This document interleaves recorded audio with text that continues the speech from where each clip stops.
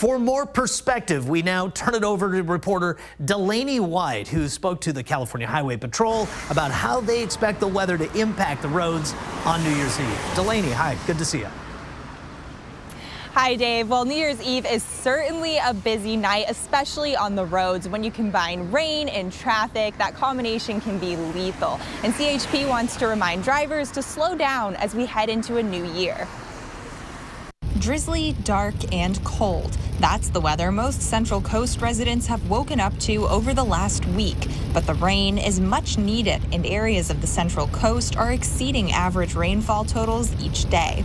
Every single location on the Central Coast has seen more rain so far this month than our monthly average, so we're starting to eat away at some of those deficits, but we still have a long way to go. On average, for the month of December, San Luis Obispo receives more than 4 inches of rain. So far this month, they've received almost 8 inches. Paso Robles averages 2 inches, and so far they've received more than 6. Santa Maria averages 2 inches of rain and has received more than 3 so far this month, and there's more on the way.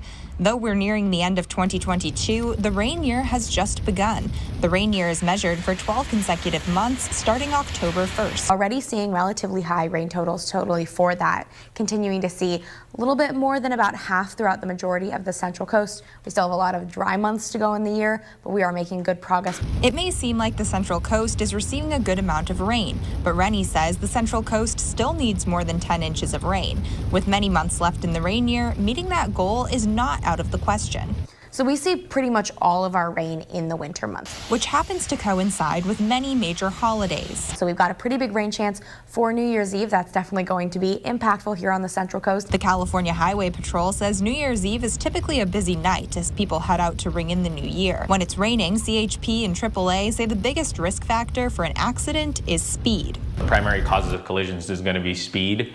So that would be my biggest suggestion, is just for people to slow down, even more so when it's raining. Crashes increase in wet conditions as drivers overestimate how fast they can go.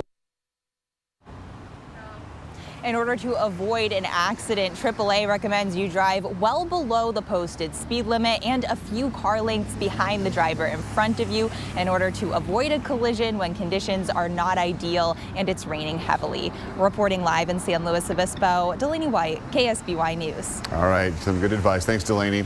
We will continue to monitor the rain, but you can do so as well on your phone. Just download the KSBY weather app to find out the latest weather conditions happening in your neighborhood.